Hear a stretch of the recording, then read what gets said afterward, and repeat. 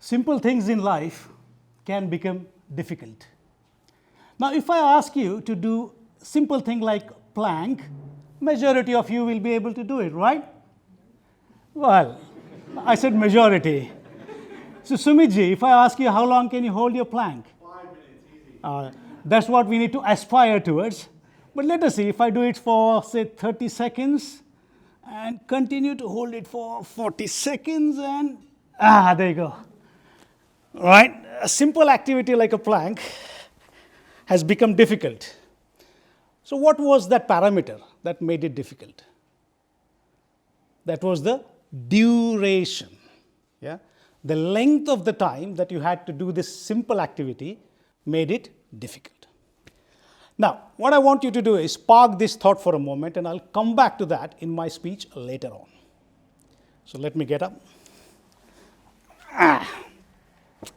And I also want a bit of participation from you. But before that, let me give you a brief background as to what that entails.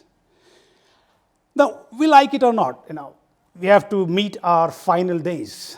So I want to know how fit we will be in our final days. Final day fitness, FDF, yeah. Let's call it an FDF scale, yeah? So on that scale, maybe let us say a scale of 1 to 10.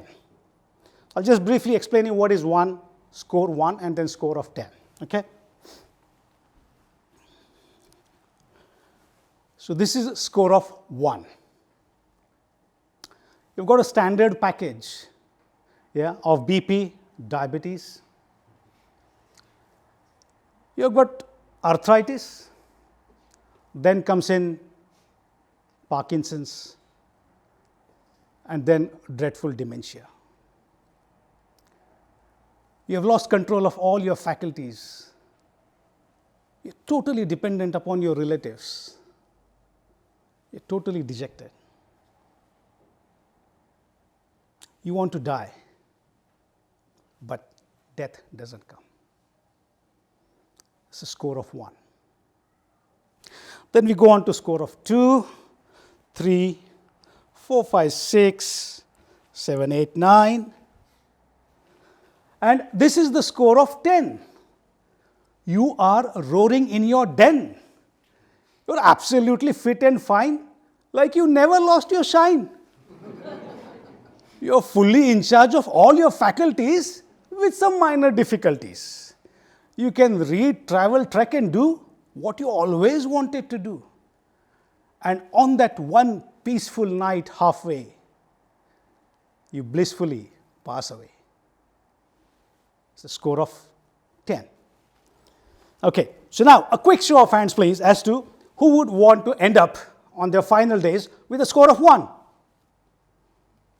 No one. And a score of 10. Everyone, right? So it's a no-brainer. We all want to live a healthy lifestyle. Now, if I reveal you that secret as to how you can attain that score of 10, are you ready to hear that and implement in your life? Yes? Yeah? So big nod, big yes. Good. So, now let me reveal that secret. That secret is you have got to drink your food. Intrigued? Simple? Yes and no. So now you may ask as to how do I drink my food, or how do we drink our food? It's very simple. You take your bite, put it in your mouth, and you chew it. Well, you say, we have been chewing it long time, right? Ajayji, since how long you have been chewing? About 28 now, 27 years. All right, there you go. So it's a simple activity we have been doing since time immemorial. Now, let's go back to that simple activity that we started with. What was that parameter that made it complex? The duration, isn't it? So let us introduce that. So not only chewing it, you have got to chew it for a minimum of 40 times. Yeah, each bite. I know, just like that plank, initially it is simple, but eventually you will get it.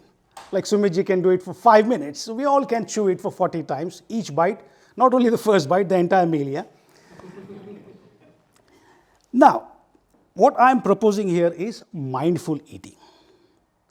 Internalize all your senses and focus on one of the strongest muscle systems in our body, which is not the heart. What is the other one? Tongue. Focus it on the tongue.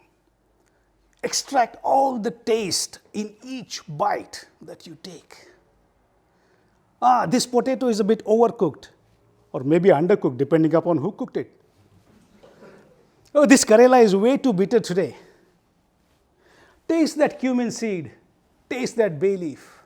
Taste that turmeric, your ingredient in chief. That beetroot, that carrot, or whatever you put in your salad. By the time you reach the 40th bite, 40th chew of that bite, it will be the best masticated bite that you have ever produced, with all the saliva thoroughly mixed in your food, and it will become liquid, and the only thing that you have got to do is drink your food. All right? This is how you drink your food. Now, some of you may ask as to why we should be doing that. So I'll give you 2 reasons. The first one is, many studies have proven that there are several enzymes present in our saliva that helps to break down the complex elements in our food. So that means the more time the food is being processed in your mouth, the longer the saliva has got to do its magic. The enzymes have got to do its magic. Now imagine this. Let us say you are in Mahabharata, you are a Maharathi, right? And you are out there fighting vigorously. That was a bit too much. But now imagine that sheath is already here, okay? And you are fighting. And now the enemy, instead of getting scared, he is laughing hysterically on you. And you say, why is he laughing, right? He should be scared because I'm going to kill him. Because he says, you are fighting with the sheath on, which is not here at the moment. Okay? So what you have got to do is you have to take it out and fight with your sword and be victorious. So similarly, why I'm giving this weird example right at this point of time is because imagine that this sword is your saliva. Maximize it. It is a powerful enzyme ingredient. Don't let anything get into your body unless you have thoroughly used your sword, which is the saliva. Okay? Second reason, scientists have proven that it takes 15 minutes for the stomach to send a signal to the brain that it is full. But if you're eating fast, if you're eating quick, what happens is by the end of the 15th minute, you have eaten too much. And all that partially chewed food goes and sits in your small intestine, large intestine, gets converted into fat. Fats lead to obesity. Obesity leads to diabetes, and eventually it opens up the floodgates of the exotic diseases that, believe me, none of you want. So mindful eating not only helps you to eat less, but also to be healthy. So make this whole eating process a dharmic way. Take your time. Smell the food and give the signal to the gastric juices that your ahara yadnya is about to begin. There is a reason why we all recite Bhojan mantra before our bhojan, isn't it? So Shlok 24 of 4th Adhyay of Srimad Bhagavad Gita. Let us all recite. It's a wonderful shlok. Brahmarpanam Brahmahavir Brahmagnau Brahmarpanam Brahmaivatena Gantavyam Brahma Karma Samadhina. Very powerful. It's actual Brahman is being compared with the food that we eat. So imagine this. The Supreme Being is here in front of you in a form, energy form. And would you go like, hold on, mate, yeah, just let's do a bit of a selfie. Yeah, just a minute. Yeah, just put it on Instagram. Oh, yeah, it's FB. Just put it on 400 broadcasts on WhatsApp. Yeah, that's fine.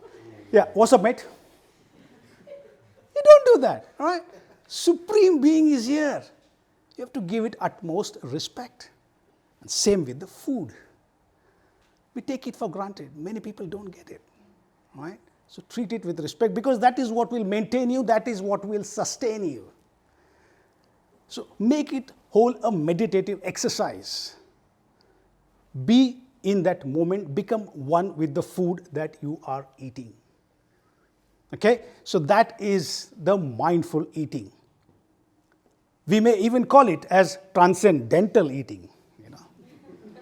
So it looks simple, it sounds simple, and believe me, it is very simple. So when you go home tonight, just do it. I'm going to share a very personal story of mine, and that is of my dad and my mom. Now my dad is a person who used to eat very fast, who used to do very fast. He used to walk very fast. Everything was very fast. His food, he used to eat very fast. Whereas my mom was a very slow, conscientious eater. So you may ask, okay, what happened then? Well, in his early 60s, my dad developed BP, diabetes. He had Parkinson's and dementia. He had lost full control of his faculties and he was totally dependent on my mom. And sadly, he passed away.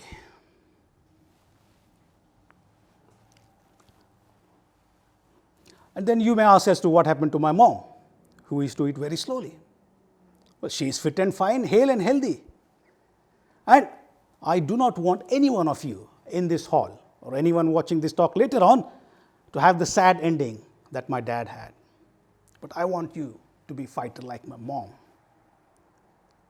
Because we have done meditation, we are in the control of our mind, we have got our healthy body. So there you go. These are the basic two foundation elements on which the entire edifice of human peaceful existence stands on. So if you are peaceful with yourself, you're peaceful with your family. If your family is peaceful, the society will be peaceful. If your societies are peaceful, your nation will be peaceful. And if all the nations are peaceful, there will be global peace, love, and harmony. So, ladies and gentlemen, for that global peace, when you go home tonight, take that leap of first bite and change your life forever. Bon appetit. Thank you.